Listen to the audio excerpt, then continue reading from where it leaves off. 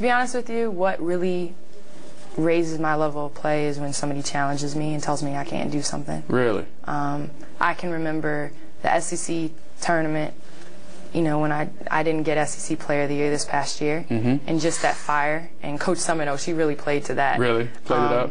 You know, just that, and just, you know, when somebody tells me, you know, so-and-so is going to, you know, do something, or, you know, just that really elevates my game. What would you like to see from the WNBA, let's say 10 years from now? To be honest with you, I just hope that it continues to grow. And I feel like once you watch women's basketball, you know, you're going to be a fan of it for life. I feel like, you know, just appealing to the girl and boy. And I feel like being in Tennessee has allowed me to see young guys wearing my jersey and young girls having the same opportunities as their guys. And I feel like I'm playing at a time where I've been lucky to grow up with watching the WNBA. Right. My mother was not so lucky to be able to play. You know, Title IX wasn't in effect. And I feel like I'm playing so my daughter will have 10,000 more opportunities than I'll ever had dreamed of. That's a very mature outlook on something, to where you're not only looking at what you're trying to do presently, but, you know, what your daughter can do and what other daughters can do down the road. Where did you get such a mature outlook on not just the game of basketball, but life in general? To be honest with you, I just feel really blessed for what I've been given and had the opportunity to do. And I know, you know, just through the classes, I mean, college, you know, you learn some things, but some things stay with you. And a lot of the classes I've taken, and we've studied Title IX and the changes and things like that, and I just feel so lucky to come around in this time period. I mean, you look at Cheryl Miller and how special of a player and an athlete she was. I mean, some say she was the best player in her family, and she didn't have half as many opportunities that I have. And I just feel, you know, like the Pioneers have paved the way for me, and I feel like it's my responsibility and our responsibility as a class to pave the way for the future. Right. You win the dunk contest, and it seems like everyone was all about Candace Parker because she can dunk. Did you think that winning that was as good as everyone else did? I feel like, you know, what got my name on the map obviously was the McDonald's All-American game. I remember calling my brother Anthony and telling him that I won the dunk contest, and he was like, "Is it April Fool's Day today?" Right. You know, so, but honestly, you know, after that, it just came, you know, my motivation was to prove that to people that I wasn't just about just dunking, and that wasn't my whole game. And, you know, I hope I've done that. You've dunked more, though. Yes. Twice against Army, you dunk in a tournament game. Everyone's like, Candace Parker, they're waiting for you to dunk. Does the dunk, how important is the dunk in your mind to women's basketball, whether it's college or the WNBA? Is it that important? Well, anything that brings attention, positive attention to the WNBA is good. So I feel like as the game goes on, I feel like, you know, people that are dunking are giving young girls, you know, somebody to look up to and say that it's okay to dunk. I mean, for every dunk I've made, I've probably missed 3. You know what I mean? Right. So it's okay to miss, it's okay, but you're going out there and you're trying something, and that not many people have seen in women's basketball. And I feel like it's more and more, it's going to grow, and more girls are going to be doing it.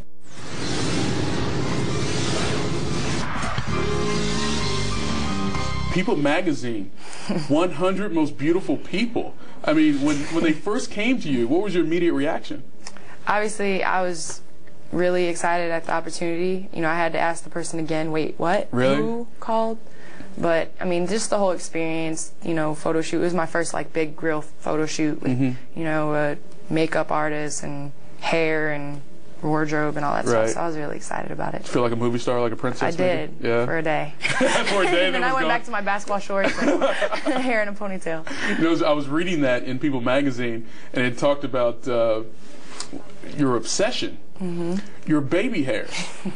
I thought that was the funniest thing. What is it about your baby hairs that you're? I see them. Gotta have them laid down. You gotta tame them. You know? Tame them. They get a little wild sometimes. Yeah, like most kids get a little out of control.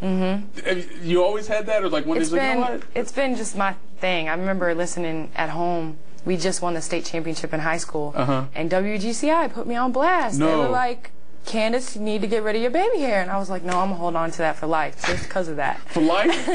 I don't know about life, but maybe when I have a little girl and I can do her baby hair. Right. get the obsession out. But did you have like a special brush for the got a baby? toothbrush and everything, gel. No. Yep. How long Travel is it? with it. Is it quick? Does it take a minute to do the baby hairs? It's an art. Oh, it is? It's an art. If you taught anyone else this, you teach some of your teammates? My teammates slowly but surely are. I see some of them with their, gel. Right. But you gotta train them, so it's not something that you can just do, I heard you're a dog lover. Yes, I am. How many dogs do you have? I have 2 dogs. Okay. One's a Saint Bernard mix. She's 70 pounds. She's not huge. Okay, she's not huge. Yeah, she's not huge. She's not Beethoven. Good-sized dog. Huge. And then I have a pug. I've had him since I was 8 years old, and his name is Nino Brown from New Jack City. Not Wesley Snipes. Yep. Nino Brown. Yep. Wait, what's the Saint Bernard's name? Fendi. She's high maintenance. Wait, hold on. You would think the bigger dog would be the bigger character. Nope. And the smaller dog would have the more, foo-foo name. Fendi is high maintenance since the day I got her, and Nino is just chill. So which one are you more, Fendi or Nino? I'm Fendi. You're high maintenance? She's out of control. No, you said high maintenance. Well, you gotta know her personality. Okay, she's real out tell of me a little control, real, do what she wants, very independent, and that's me. That sounds like you. Yes. But not high maintenance. No, not at all. What about the baby hair? The baby hair is high maintenance. Are you a movie fan? I'm a huge movie fan. Really? Yes. Little Mermaid? Oh, that's my favorite Disney Ariel, movie. that's your girl? Yes, I can sing all the songs to that. No, I shouldn't have said that. You don't sing right now? I can't.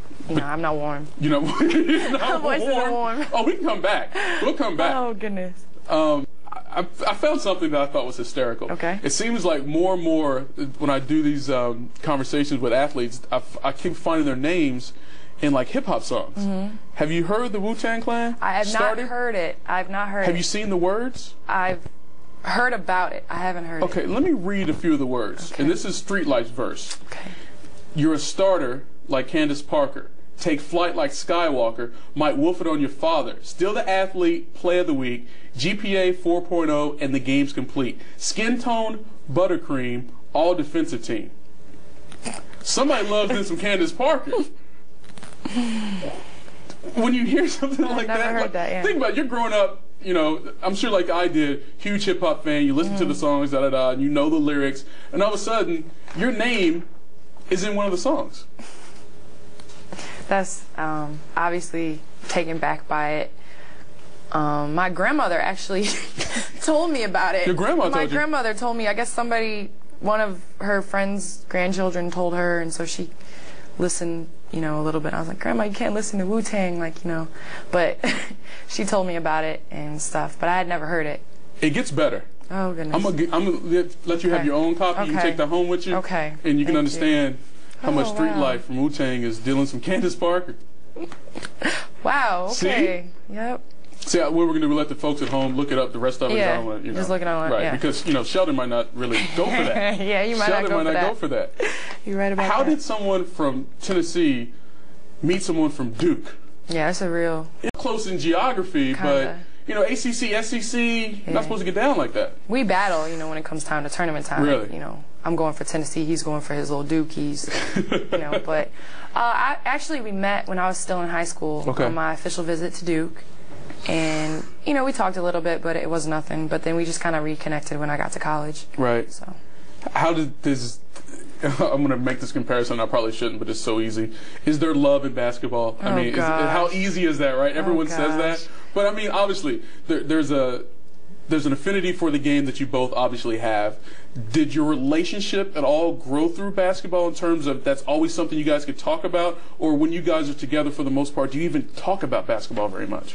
We do play the part a little bit, loving basketball. Really? We have our little loving basketball chains and all that stuff. Oh, that's cute. Yeah. That is so cute.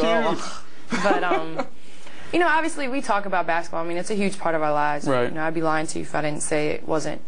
It's not the reason why we're together. Mm-hmm. But, it's something that, you have to talk about and things like that. But we're brutally honest with each other. Okay. And, if I don't want to hear something, he's going to tell me anyway, and vice versa. So, I feel like, he's been through a lot of the things that, I hadn't been through, and so he's kind of, been there for me to talk to and, things like that.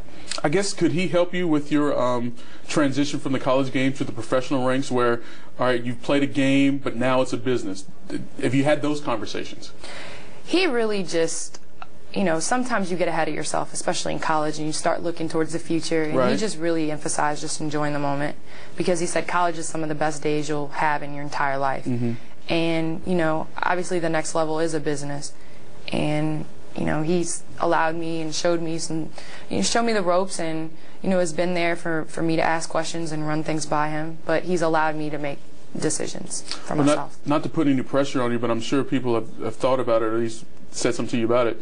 You guys get married and have kids. It's going to be Patrick Ewing, Akeem Olajuwon, Yao Ming. I mean, how tall can these kids be?